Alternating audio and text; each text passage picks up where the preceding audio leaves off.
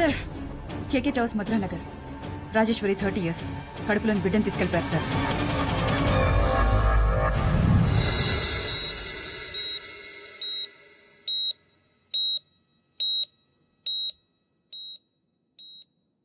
నువ్వు చాలా లక్కీ అమ్మా. బుల్లెట్ 1 సెంటీమీటర్ అటు ఇటు తగిలినా చాలా ప్రమాదం జరిగేది. ఇలాంటి హిమోఫిలియాక్స్ ని చాలా జాగ్రత్తగా చూసుకోవాలి. చిన్న దెబ్బ తగిలి బ్లడ్ వచ్చినా రక్త ప్రవాహం ఆగదు. అర్జెంట్ మెడికల్ అటెన్షన్ కావాలి. కొన్నాళ్ళు ఈవిడికి అప్పుడప్పుడు కళ్ళు తిరగడం, బ్లాక్అవుట్స్ లాంటివి జరగచ్చు. 1 సంవత్సరం పాటు 24 గంటలు ఎవరో ఒకరు దగ్గరుండి చాలా జాగ్రత్తగా చూసుకోవాలి. నేను చూసుకుంటాను డాక్టర్. మీరు ఈ అమ్మాయిని పెళ్లి చేసుకోబోయేవాడిని.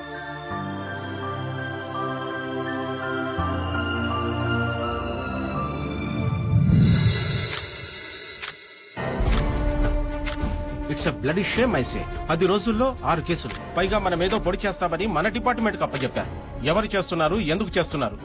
We don't have any clue. Fools లా కనబడుతున్నాం. కిరణ్, ఈ కేసును వెంకట్ హ్యాండిల్ చేయాలి. I want him on this case right now. Hello Latha, నేను కిరణ్ని. వెంకట్ ఎక్కడా? ఇక్కడే ఉన్నాడు. ఫోన్ ఇవ్వా. వెంకట్ ఫోన్. ఎవరు? Hello Venkat, complicated case. Boss నువ్వే హ్యాండిల్ చేయాలంటున్నారు. లత కండిషన్ ఇంకా డెలికేట్ గా ఉంది, నాకు కుదరదు. కిరణ్, ఇటీవల నేను మాట్లాడతాను. Hello hello. పెట్టేశారు సార్. సార్, విత్ పర్మిషన్ ఈ కేసు నేను టేకప్ చేస్తాను సార్.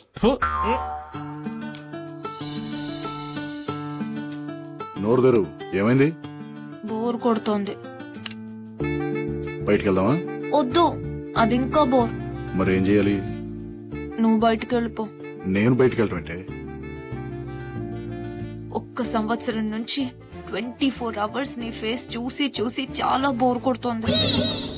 ప్లీజ్ డ్యూటీలో జాయిన్ అవ్వా. నిజంగా నా ఫేస్ చూస్తే అంత బోర్ కొడుతుందా? తట్టుకోలేకపోతున్నాను.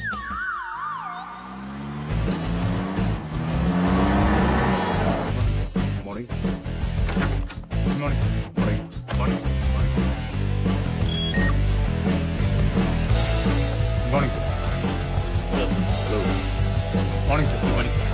Morning sir. Morning sir. Good morning sir. Good morning sir. ఓకేనా? సరిపోతుందా? టైట్ చేయి, బాగా టైట్ చేయి. ఏ రాఘవ, హలో గురు. ఏంట్రా అది సూపర్ మ్యాన్ లాగా ప్యాంట్ మీద డ్రాయర్? ఇది మామూలు డ్రైవర్ కాదు గురు, bulletproof driver. Bullet proof drawer? అవును గురు, కొత్తగా వచ్చింది, టెస్ట్ చేస్తున్నాను.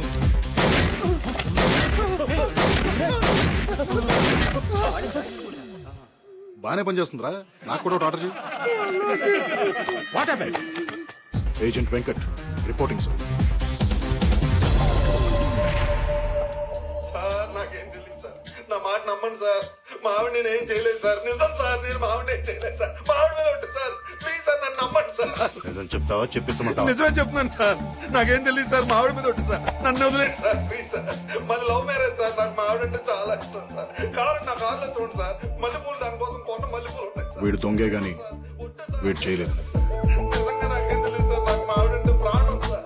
మా ఇంట్లో ఒప్పుకోబడి నేనే తొందరగా తీసుకెళ్ళి పెళ్లి చేసుకున్నాను సార్. నిజం సార్, నా మాట నమ్మండి సార్. సార్ నాకు ఏ పాపం తెలియదు సార్. సార్ మా ఆవిడ నేను ఏం చేయలేదు సార్. నిజంగా తెలియదు sir. Sir please sir. Sir sir sir sir నిజం sir. Please sir. Sir sir.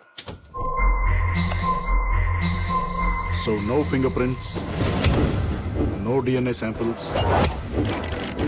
no murder weapons, no clues, no motives, nothing, right? Nothing, sir.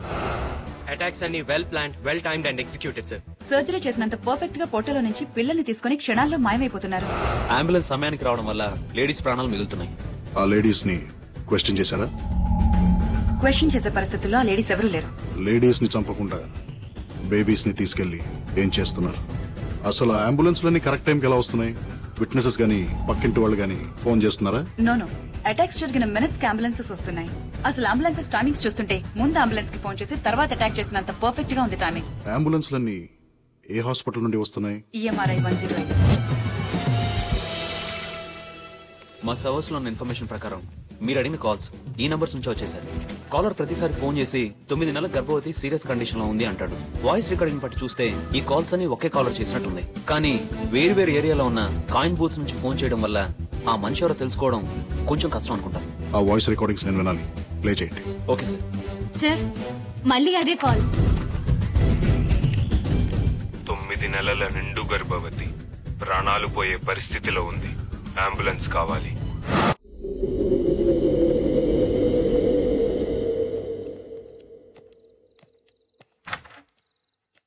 మేము రావడానికి లేట్ అవుతుంది. భోంచేసి పడుకో. ఇల్లు జాగ్రత్త. అలాగే అమ్మగారు.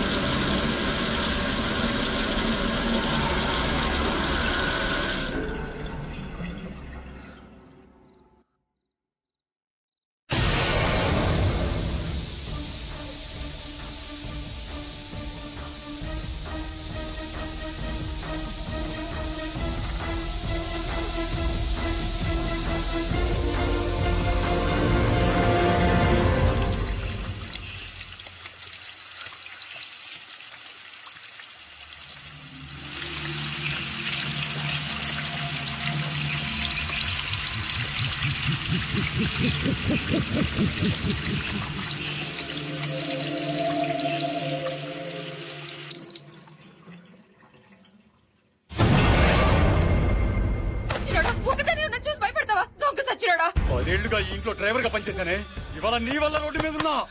నిన్న అసలు ఇక్కడ పనిలో పెట్టింది ఎవరే? నేను నాకే ఉద్యోగం లేకుండా చేస్తావా? అసలు నిన్ను అపర్షన్ చేయించుకోబట్టి ఎందుకు చేయించుకోలేదే? ఎలా చేయించుకోండి అపర్షన్? చూస్తూ చూస్తూ పసిగొట్టుని ఎలా చెప్పేయమంటావు? అయినా నువ్వు పెళ్లి చేసుకుంటానన్నందుకే కదరా నేను నమ్మి ఇంత దాకా తెచ్చుకున్నాను. అసలు నా వల్ల నీ కడుపు వచ్చిందని గ్యారంటీ ఏంటే? రేపు బిడ్డ పుట్టాక టెస్టులు చేస్తారు కదా, అప్పుడు తెలుస్తుందా నీ గ్యారంటీగా? రే ముందు నువ్వు ఇక్కడి నుంచి పోతావా లేక పోలీసులకు ఫోన్ చేయనా? పోతాను. నువ్వెలా బతుకుతావో, ఆ పెట్టె ఎలా పుడుతుందో చూస్తాను. పోతాను. పోరా.